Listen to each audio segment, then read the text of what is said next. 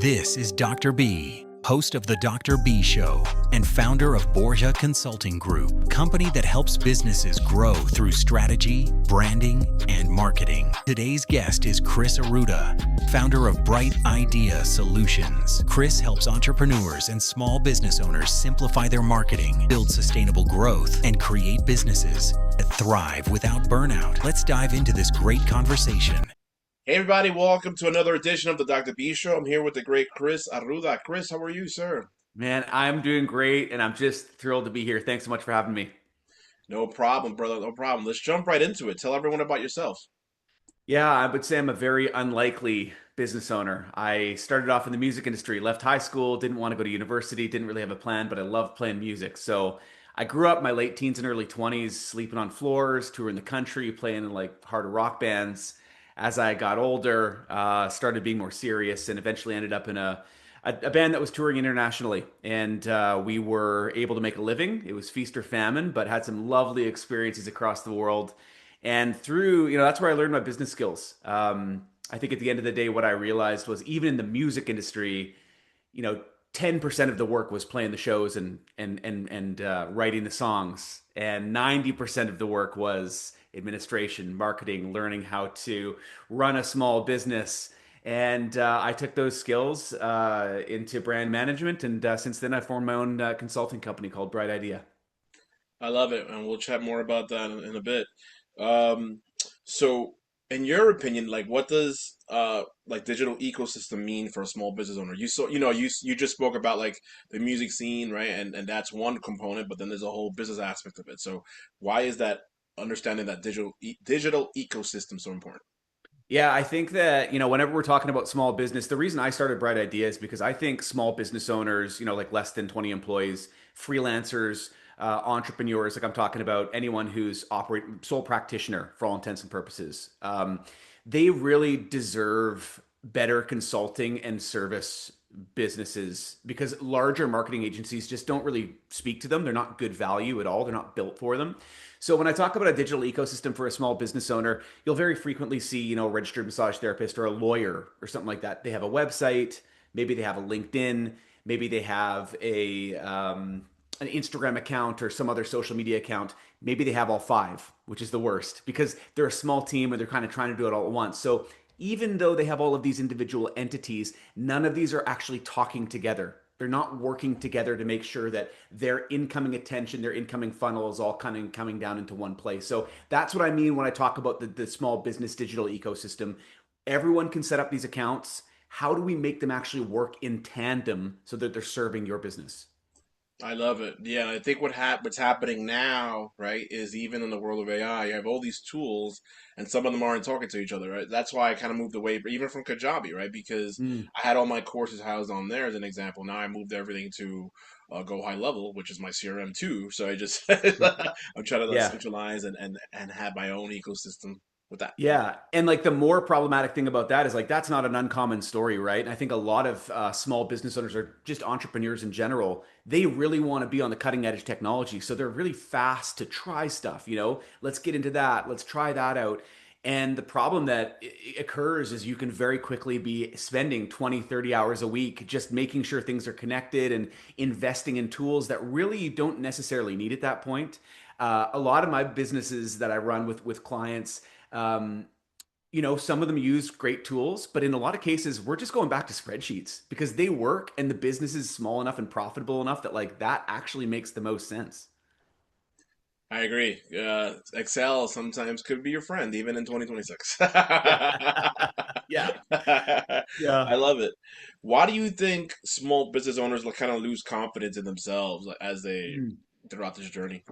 Yeah, I think that right now we live in a real hustle culture society. It's a real hustle heavy society, and a lot of business owners are on Instagram, they're on Facebook, they're on TikTok, they're on LinkedIn, like all of these kind of social platforms that we're conditioned to, need to be a part of. If you kind of read the tea of what is being kind of shown to you every single day. A lot of it's extremely, extremely hustle heavy, right? So you're kind of being told this story that you need to be in a million different places at once. I'll give you a really good example of this. I have a couple clients in New York City. They're therapy clients, and one of them went to a marketing agency and just said, "Hey, listen, I need some new clients." They're like, "Great, no problem." They built her a new website. They gave her this massive strategy document, like, here's how you do your marketing. But it was $15,000 US. The strategy document, you honestly needed a team of like 4 or 5 people to do it. It was like Instagram, LinkedIn, Substack, blog, just a really robust, appropriate for a company of 20 people that's got a marketing person perhaps, but certainly not appropriate for this client. And I asked her, I said, "Hey, so how many clients do you need?" And she said, "Oh, I need 5 clients."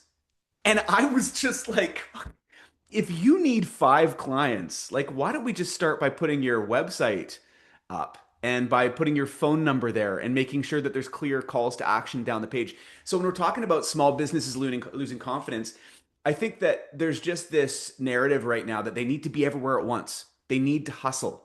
And what I often find when I'm working for a lot of these founders is that by taking away some of the tasks they think they have to do, they actually feel more recharged, less burnt out, and more confident when they're focusing on the areas that they're excellent at. And that usually means just picking one marketing channel and doing a great job.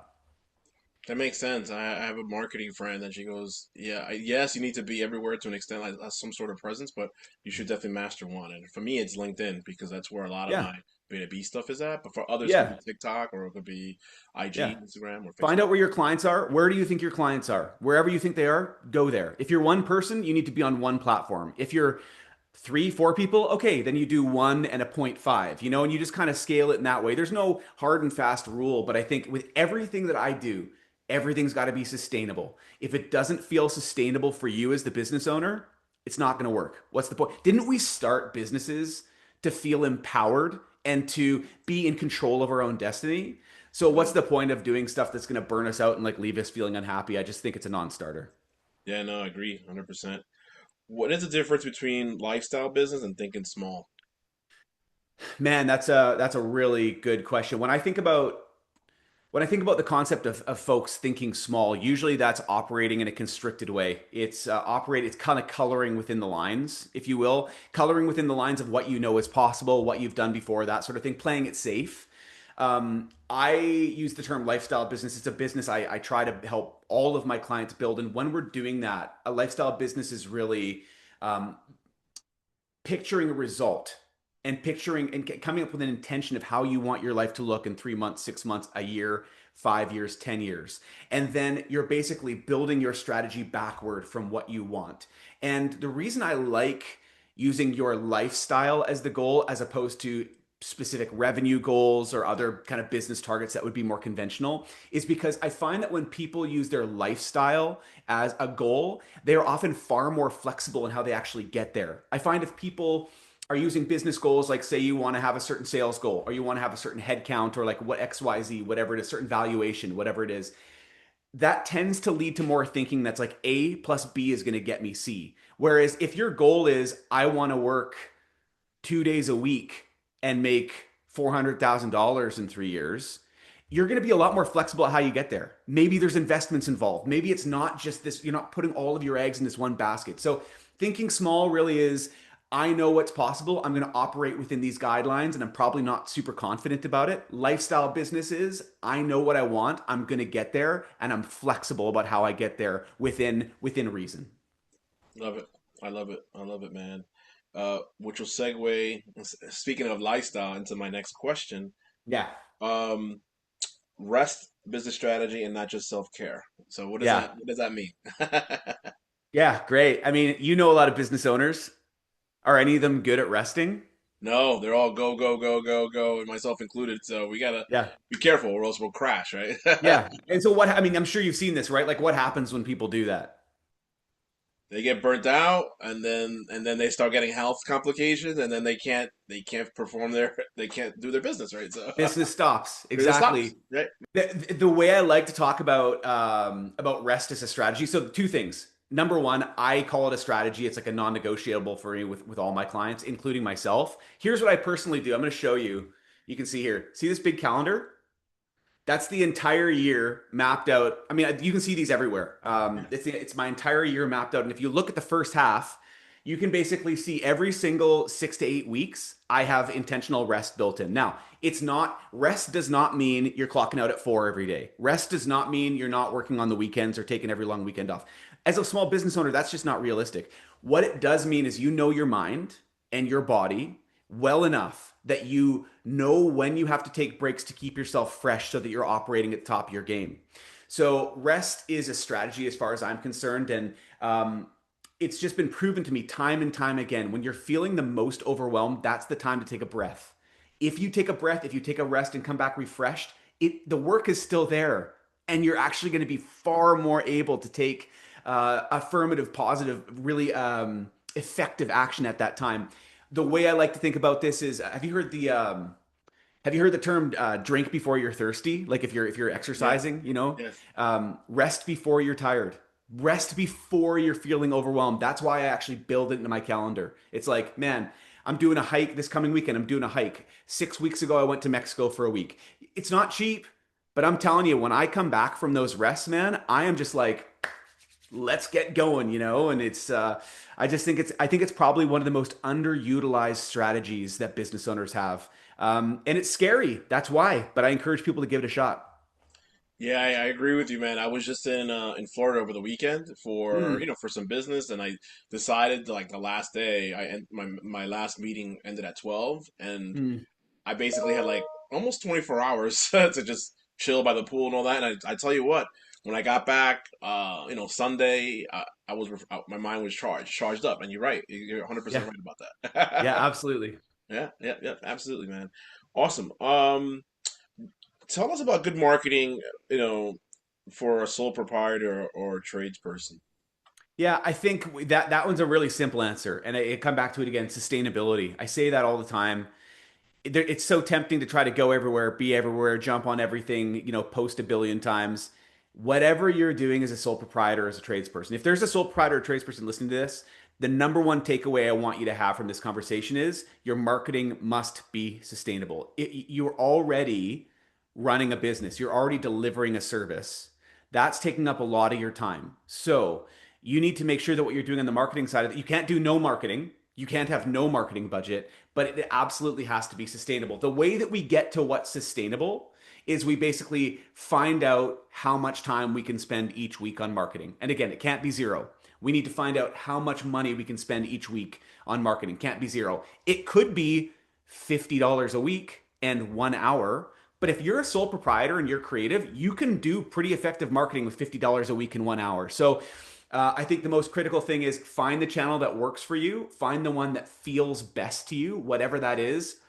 If your customers have to be on it, and then carve out a small budget and a small amount of time and make sure you do it every week. And if it's not sustainable, reduce the time or the money.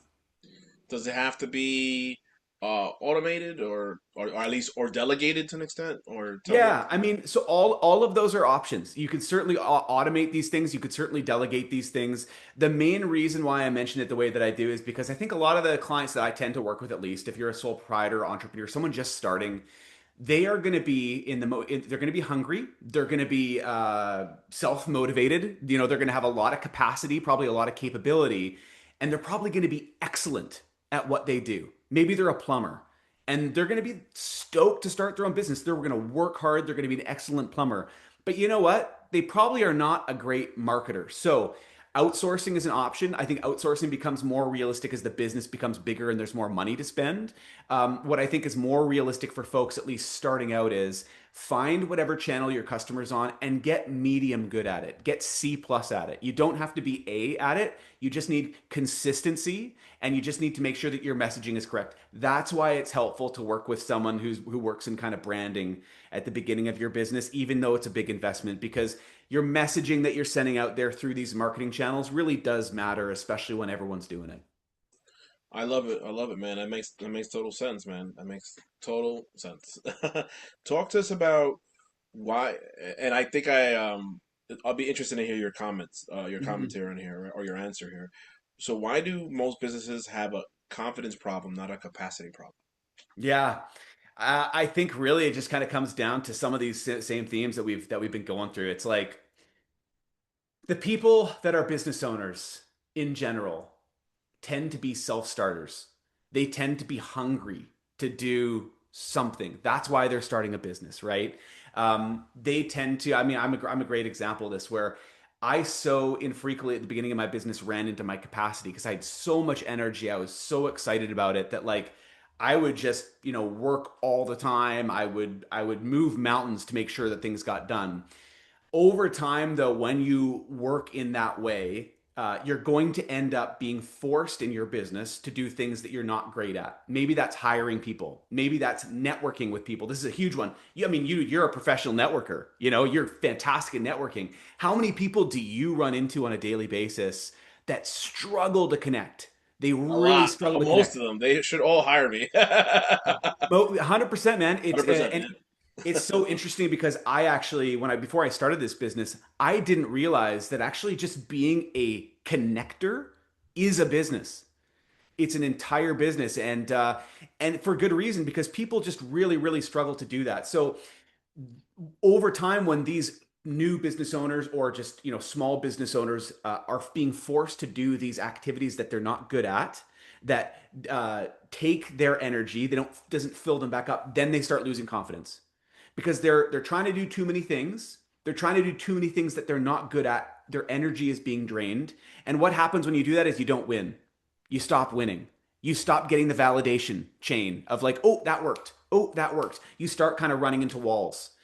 Then you lose confidence and you don't quite know where to turn at that point. So it's usually not a capacity problem. It's not a I don't have the resolve. It's not the I don't want this. They want it. They have the capacity. They just don't have the confidence to deliver.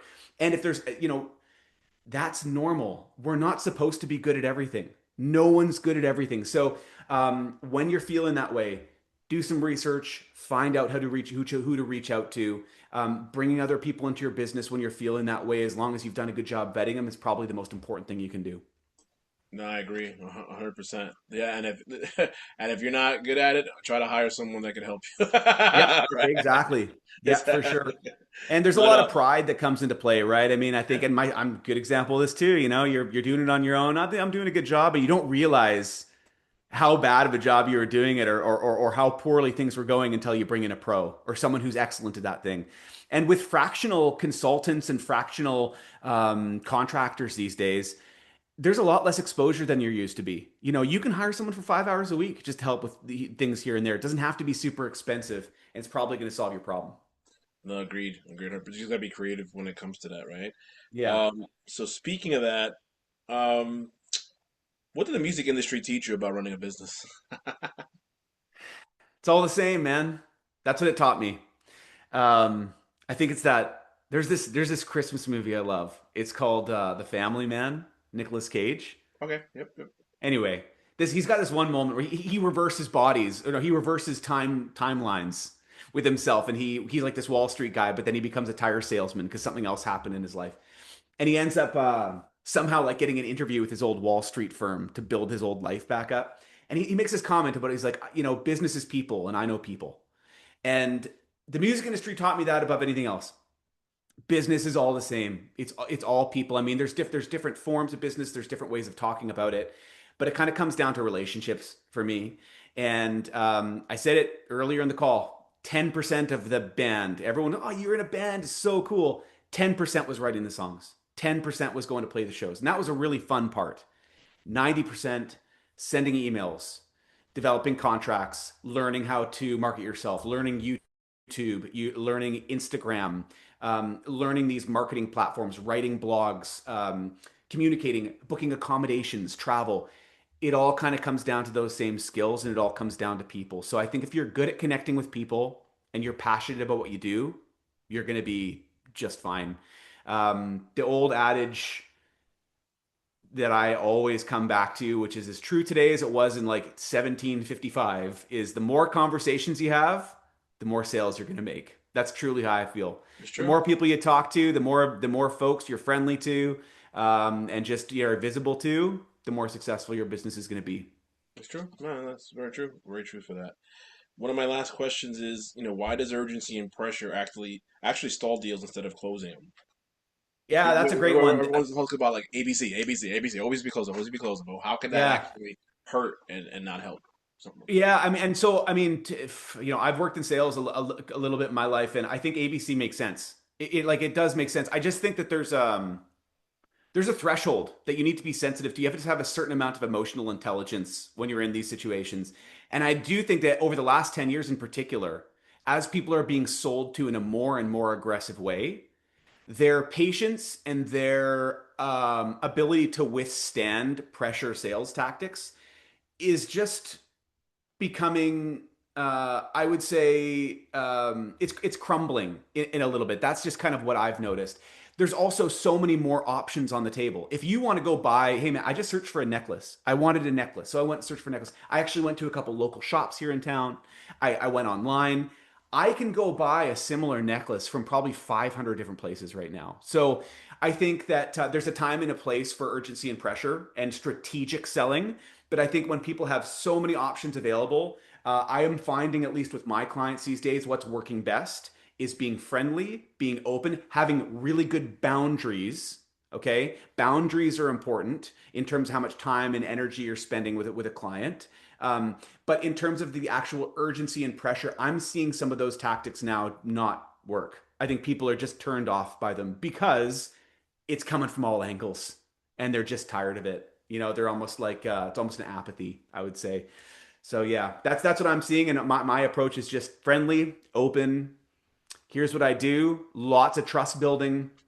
You don't. Yeah, if you're not sure, here's what my clients say. I mean, hard to argue with that. Yeah, I'm very similar like you. Like I'm not I mean, no disrespect to like the average salesperson, but yeah, I'm all Yeah. about building that trust, building that relationship, even in my community, right? Providing 85% value, and then hey man, if you want to level up, here's the next Totally. tier, and then like you said, here's what other people are saying about elevation or raising capital, blah blah blah, boom, right? And the proof is in the pudding, and Yeah. it basically just sells itself, right? So Yeah. And providing the value up front, like that's such a great thing you mentioned. yeah, Providing the value up front. I mean, if you want to talk about like psychological urgency, yeah, yeah, providing that value up front, like people yeah. might not realize it, but they feel beholden to you in some way, right? So if you really want to kind of get behind it, I think that's a fantastic strategy. No, thank you. It's just that you know, You will have a percentage though that just like bounce around from consultant to consultant getting free stuff, yeah, but that's you just have to accept that. But there is a percentage that'll say, you know what,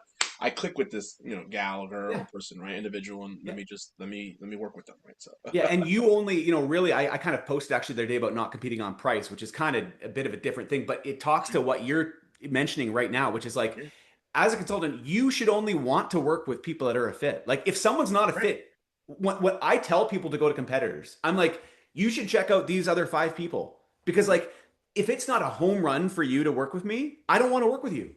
right. And it should be both ways because everyone's different and there's probably a good match for everyone, but they're going to get the best results. I'm going to get the best results when we're in tandem and working together. So man, I love that. No, thank you, no, thank you, brother. Give us your final thoughts. Yeah, give you some words of encouragement, final thoughts to close Yeah. out the interview. Yeah, sure. I think that it's such an exciting time to be in business. It's a really exciting time to be in business, but it's also a very overwhelming and uncertain time to be in business. Obviously, we have the economy. I know you're in the States. I'm up here in Canada, but still feel a lot, big feeling of uncertainty. And there's also a lot of external pressure in terms of what I'm hearing from my clients. Just constant barrage of Instagram, the comparison trap, LinkedIn. There's just a lot of places we feel like we have to be. And I think my final thought would just be you don't have to be everywhere all at once. As long as you know who you're selling to, the problem that you solve, and as long as you're crystal clear about communicating that and you are good at connecting with folks, you're going to be just fine. And I just think it's important at times like these when everyone's kind of feeling a bit overwhelmed to just kind of calm the nerves a little bit, carry on, do what you do, and if you're good at those core fundamental items, you're going to be just fine. I love it. Man, fantastic interview. We could definitely got to do it again down the road, man. Where could people find more information about you and your Yeah, service? for sure. So my website is brightideasolutions.ca, and you can also find me on Instagram at bright.idea.solutions. And my name's Chris. I love it, Chris. Thanks so much, man. Thanks so much for being on this podcast. Thanks so much, Yeah. Hey, brother. thanks for having me, dude. Really enjoyed the chat. And yeah, don't hesitate if you need any dots connected up here in Canada. That's right. Go Bret Hart. Bye. Take care.